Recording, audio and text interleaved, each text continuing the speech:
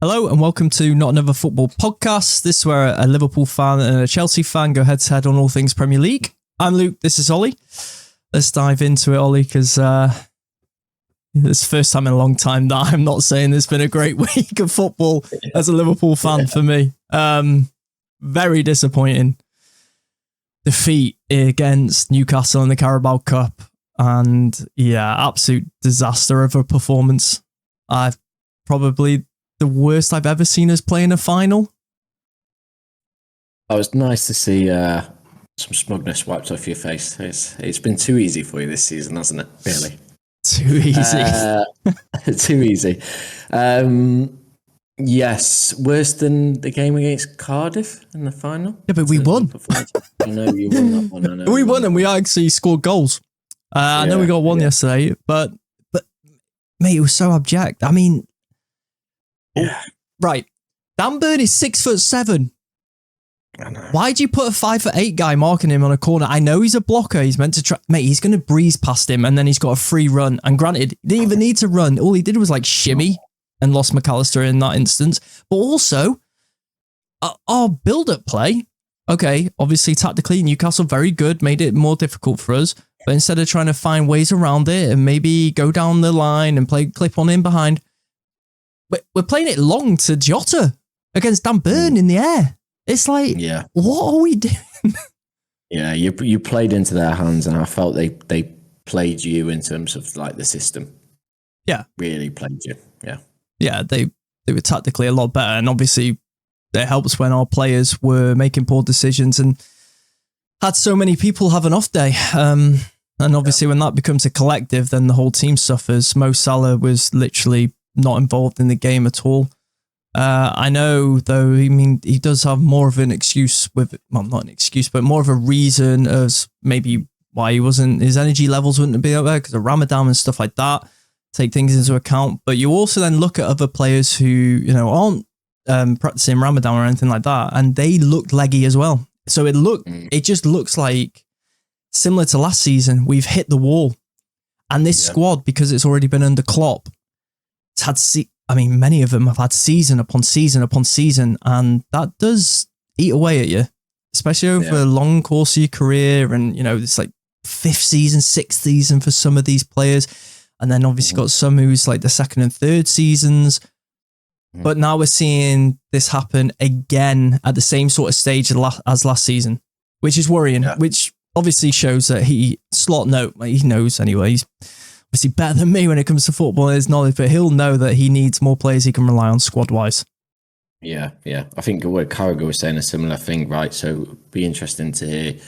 Yeah, I guess your take in terms of do you feel like he is playing that team every week because that's the type of manager that he is, or do you think that he's playing that team every week because he doesn't trust any of the other players to come in? I think it's probably a mixture of both. And I feel like this season, though, it's a learning season, obviously, for him. First time in the English Premier League and the first time in English football. And I think he's learned, actually, I need to rotate more. And when he's gone to rotate more, I think he's probably looked at the players and then thought, I don't trust them. So now he's found himself in a position where he's probably thinking, right, next summer, I need to strengthen. I need to have a bit more depth. Maybe have 18, 19 players, and I actually feel like I can trust these guys to rotate and come in. Because, let's be honest, we were really good against PSG, in my opinion. But we lost because PSG were also really, really good. So, and they probably, they did over the 2 legs, deserve to go through. So it's fair enough. But we played 120 minutes. We made one change for the final, which was through injury with Trent and Quanta coming in for Trent. Mate, we looked leggy in the game against PSG, and it was so intense. Yeah, that you have to rotate. I know it's a cup final, but you need to rotate. Like, you need to have fresh energy, and obviously simple terms, it looked like they wanted it more. And I don't think it was a question of necessarily want, because I don't think your players have shown any sort of they don't have a lack of desire in terms of desire. throughout the season. I think it's like you say, from a fitness perspective, they just couldn't get close enough to them, and they from a tactical perspective, Newcastle just bypassed you. They didn't even allow you to even get. You needed to be at superior, fitness levels to be able to press them, especially when they were going long. But you just couldn't get anywhere close to them. No, and that's what I mean when the desire comes in, though, because yes, our players obviously still going to be a fantastic season when we win the league. But it's one of those that when you're fatigued as well, that desire does drop a little bit because you just can't make that extra step that you need to, that extra intensity with the sprints and stuff. But man, let me have a quick look, right? Because apparently this is from, let me double check who it's from. Anfield Sector on Twitter. So apparently they put the stat out between Jota, Diaz and Núñez. They've scored 3 goals in the last 41 appearances combined. Oh, well, that is bad. That is really bad. And I've been saying now for a while that the output of the front three minus Mo Salah, depending on who you've rotated and put in there, has been lackluster. And the stats back it up. Yeah. This is the problem though. Mo Salah had an off day against PSG in front of goal because he had a couple of chances he usually takes. Didn't. It happens to the best of them. But no one, digs him out of it, gets him out of that. He then has another off day, not really involved in the game at all against Newcastle. No one digs him out again and just gives us a chance. And we're a team going to win the league. And at one point, people were talking of quadruples, which was never going to happen. But for some reason, that pressure's only ever put on us. I don't really know why. It's always, Liverpool are going to win it. Mate, if it was Chelsea, I wouldn't be saying it about you guys, would they? But Chelsea wouldn't be in the conversation first. Well, we know that. Yeah, we know that part. But it's like, how are these players only contributing that amount of goals in a title-winning team? I mean, red flags. Yeah. And the likes of Diaz is 28 and stuff like that. Gakpo's been better than this season by actual striker. I think Diaz drops to the bench anyway, or it becomes more rotational. But yeah, I mean, it's painful. And just quickly on that, Chiesa and Elliott did infinitely more than Jones and Núñez have done in the last God knows how many games. And Chiesa barely ever gets on the pitch. And Elliott shown in the glimpses that he should have started, in my opinion. But he's got that eye of a pass. He played one of the passes into Chiesa where everyone thought he was just going to play out wide. He plays it into a box, like a really good pass, and Chiesa's unlucky with his touch. It's just something different. That was going to be my next question to you in terms of, like, it had to be an error in terms of not starting him or at least bringing him off the bench a lot earlier. Yeah, he changed the game 100% when he came on. Yeah. He was the best player by a mile in the red shirt anyway. 100%. Because I'm not Jones's biggest fan, as you know, anyway. So I would rather have given Elliott more of a chance within these last few weeks, especially would have brought him on earlier. Even when like Núñez has come on the pitch lately, he's kind of spat his dummy out and he was even shaking his head before he came on the pitch and stuff like that. And I was watching it with a mate and I said, he's not going to come on and do anything. It's just, he's already in the mindset of, I'm leaving in the summer anyway, probably. I'm not really arsed. He's already spat his dummy out a couple of times. So his touch is so scrappy as well, isn't it? It's just not got any finesse. There's a few chances, I think it was in around the 60th minute, where you just think, like a good striker. Touch and shot. Really good striker. Yeah, has a shot, finishes one of those. It's just, look at you just never feel confidence. Yeah, I know. Yeah. Look at his goal. Yeah. Peels off, create the space for him. Murphy does well against Robertson. Great finish. Yeah. Núñez ain't doing that. Well, you'll be able to see it firsthand next season when you sign him. So. Oh, mate, I wish, I hope. I mean, apparently we're in the conversation. Sell Núñez and Diaz and you got the funds. I don't want to hear that we're monitoring and we can't afford him and stuff like that. Like, get the deal done. But ultimately, I guess as well, overall, you have to give Newcastle credit because they were easily the better team. Deserved the win.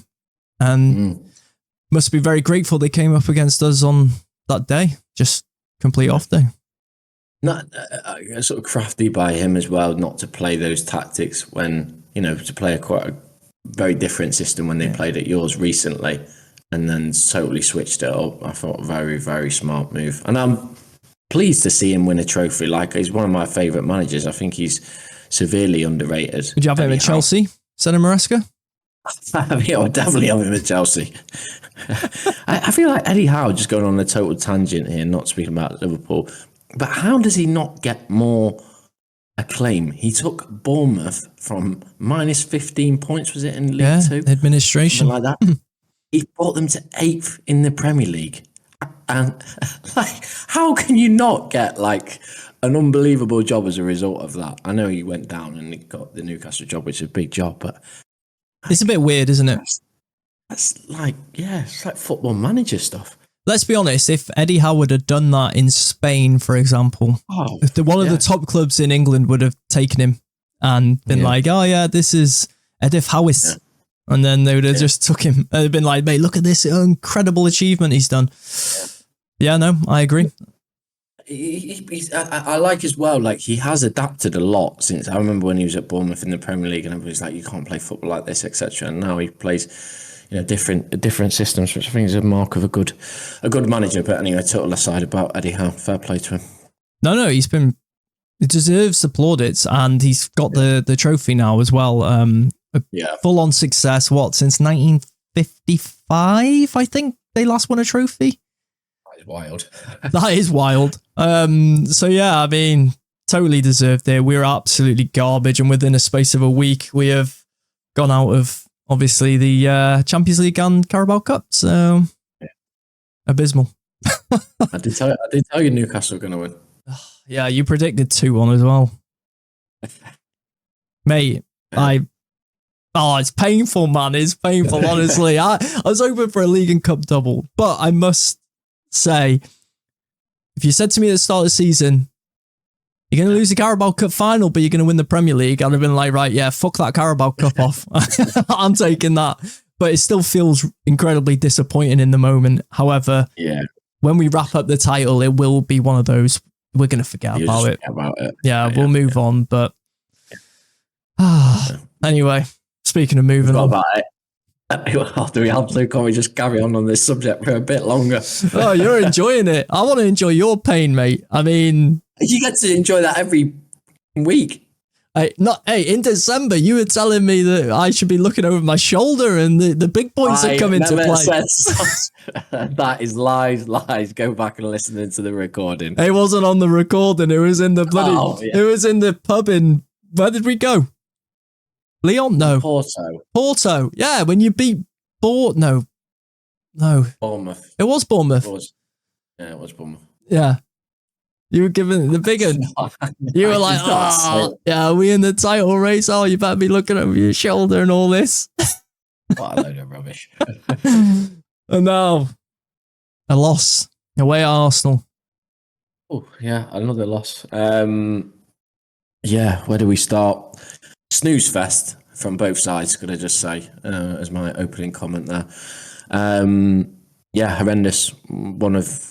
I keep saying it each week, but we keep outdoing ourselves. Again, one of the worst performances I've seen. It was turgid. It was, there was a total lack of ideas.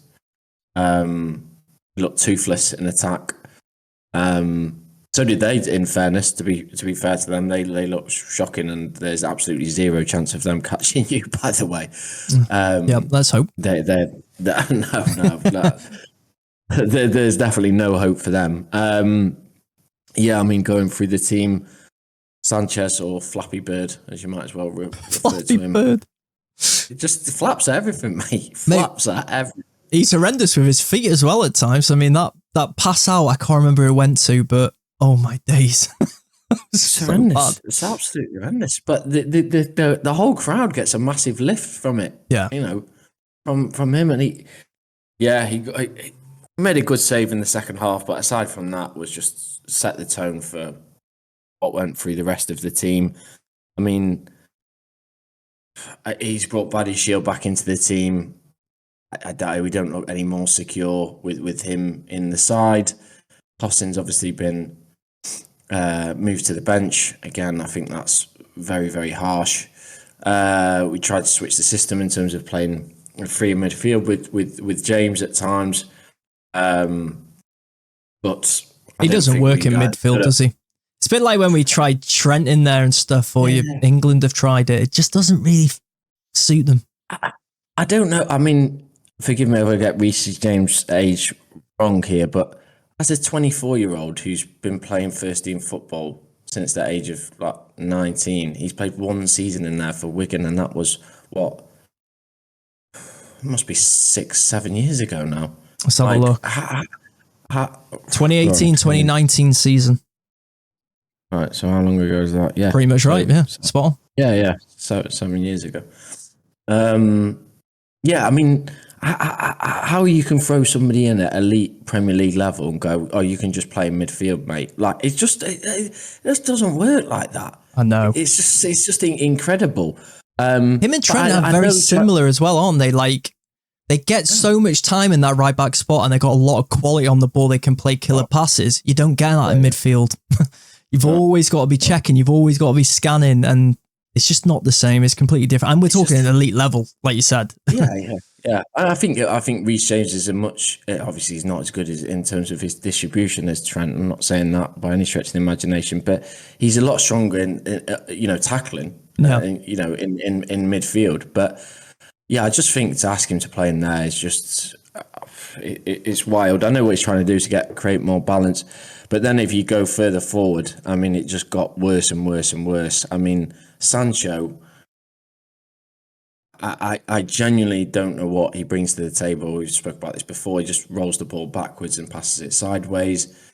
And Nkunku, again, just so ineffective, just a standard Nkunku performance. I don't think he's had a more than a 4 out of 10 performance all season. I genuinely can't remember one. Someone made me laugh, though, with their tweet after the game, and it was like, it makes it infinitely worse that I know Nkunku's running around with that balloon in his sock. Yeah. And he's just dropping a stinker like that, like completely anonymous most of the season, to be fair, when he's had a chance. Anonymous. Yeah, anonymous agent. And Neto ran around a lot up front. We tried hard and pressed hard all game, but just didn't have any service. And whenever he was picking up the ball to run at players, he was on his own halfway line. So, but I mean, we had one shot. I mean, we nearly scored thanks to the keeper nearly throwing it in his own net. Yeah. Our XG was 0.35, I think, the worst it's been all season. Mm-hmm. And Arsenal were not great. They were not great at all. They didn't need to be. They've been sleepwalking a lot lately, haven't they? Yeah. They in games. Really well, we are sleepwalking or have sleptwalked well out of the top 8 rates. It's a complete capitulation, and I still don't change my narrative in terms of us not finishing the top 8. Like we're that bad, and we don't seem to be getting any better. Even in those 2 games we won, I saw nothing within those games to say that 2 of the worst teams as well. Yeah, the worst teams. We've got 9 games to go. I'd be surprised if we picked up more than 9 points, genuinely. So you're still Maresca out, because your choice, Iraola is going to Spurs, they reckon. They reckon he's open to the idea. One of the guys from the Telegraph, can't remember, Percy? Is it Percy? I can't remember his name. Percy. He's apparently put out a piece today that Iraola's open to the move and just pretty much on borrowed time. Yeah.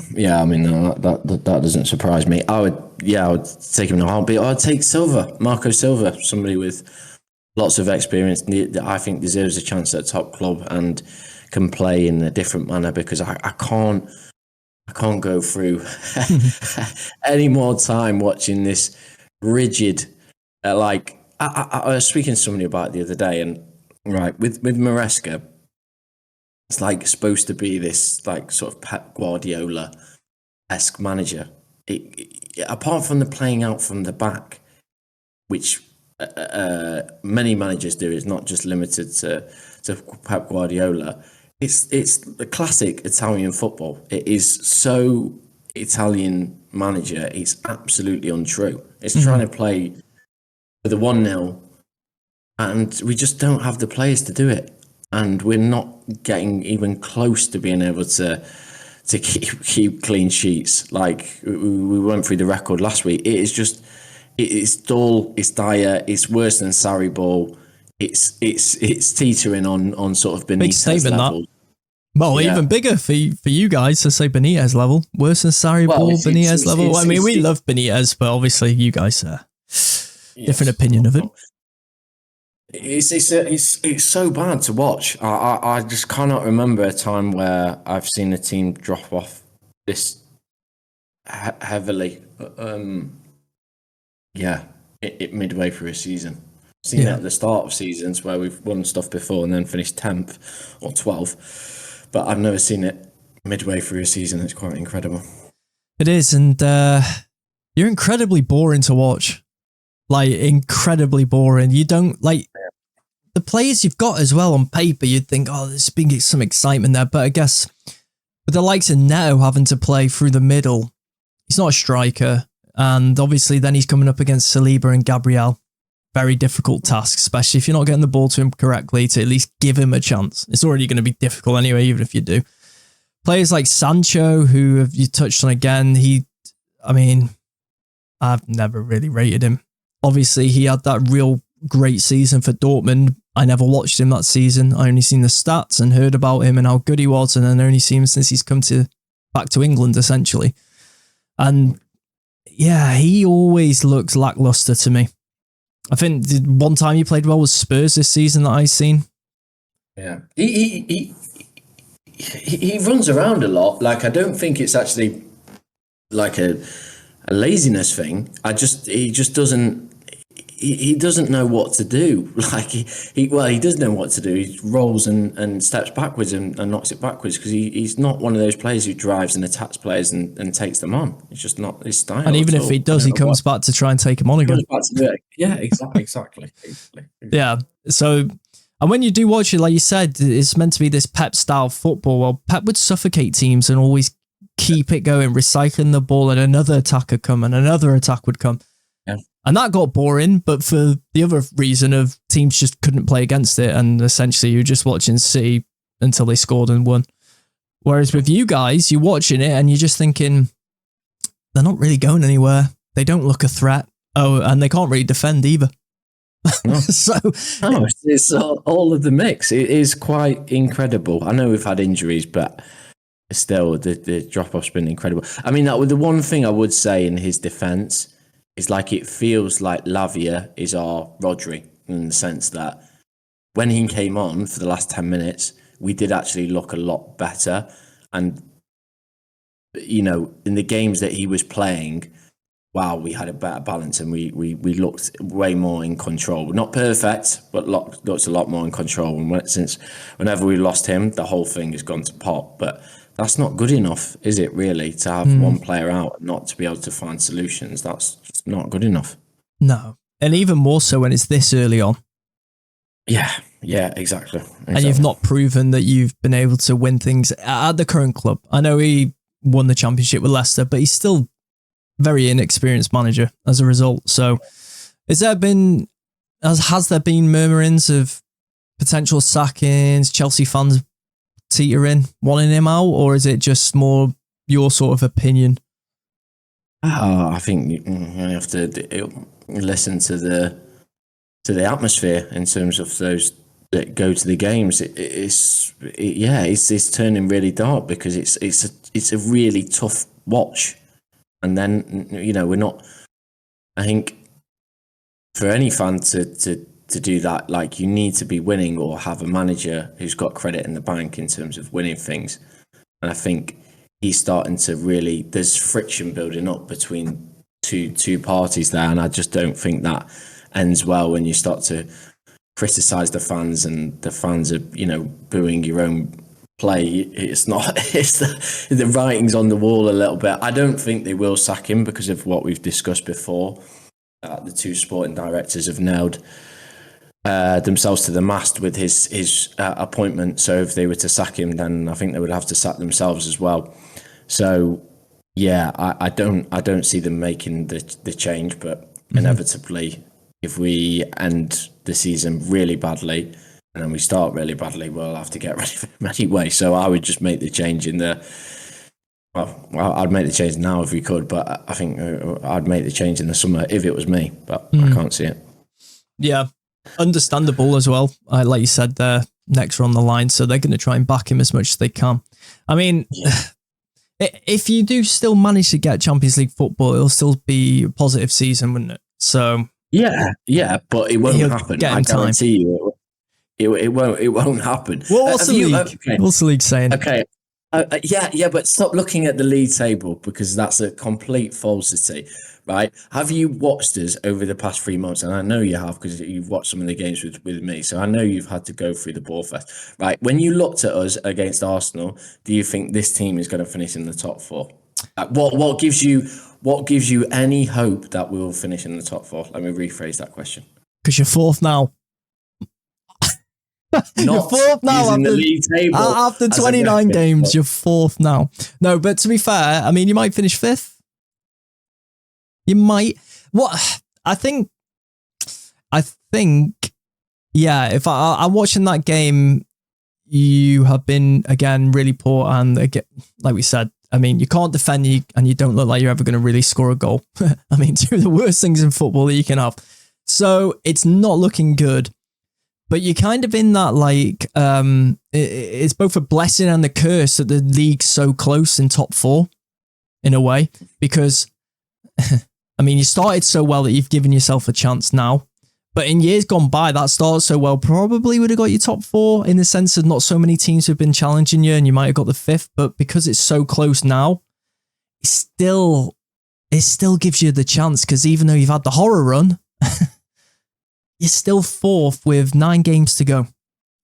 I know, but all right. Answer the question. What, excluding the league table, what have you seen to suggest that we will get top 5? What is it? Because I've got my blinkers on, but outside of the league table and the fact that it's a Chelsea badge, like what makes you think that we will get in the top 4 or 5 even?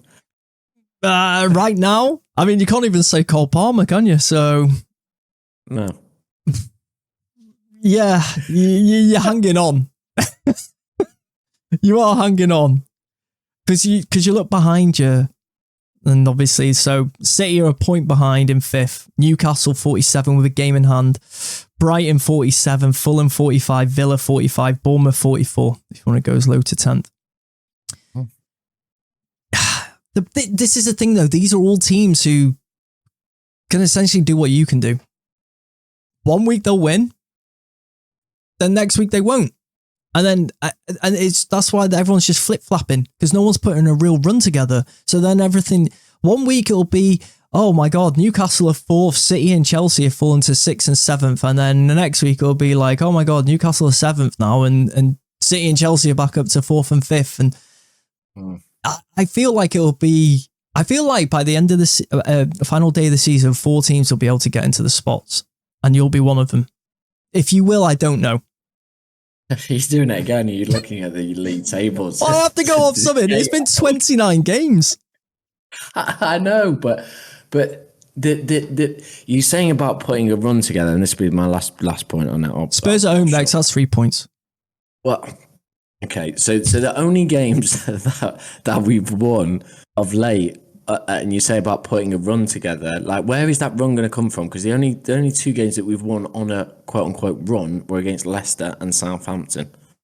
I don't see us doing that against any other teams. I must admit, I've kind of changed my mind after looking at your fixtures because Spurs at home, I'm going to give you the win there. Brentford away, I don't know. Ipswich at home, I'll give you the win. Fulham away. Everton at home. Liverpool at home. Newcastle away. United at home. And Forest away final day. Yeah, you've converted me, mate. You're not getting 5th. My work here is done. Yeah, it looks bleak. That's because it is. Yeah, you're right, actually. That's a real difficult run. And you're going to need to turn it around fast. There isn't really anything that is suggesting that. No. But football's a strange old game, innit? Let's be honest. I mean, you'll probably end up beating teams that no one expected you to beat in the current run you're in. Maybe. Maybe. All right. Well, anyway, we'll leave it there. We'll be back next week to see how you do perform. Hopefully you'll actually be able to beat Spurs. I mean, if you lose to Spurs, I'm definitely not saying that you're getting fifth. But yeah, if you are listening to us on YouTube, like and subscribe and comment with your thoughts below on topics we've discussed today. If you're listening to us on Spotify or Apple Podcasts or any of the other podcast platforms that you listen to, we've now got our podcasts available on those. Our episodes are on there. So subscribe, pass on the pod. We'd appreciate that. But until next week, we'll be back to discuss some more football. Bye, guys.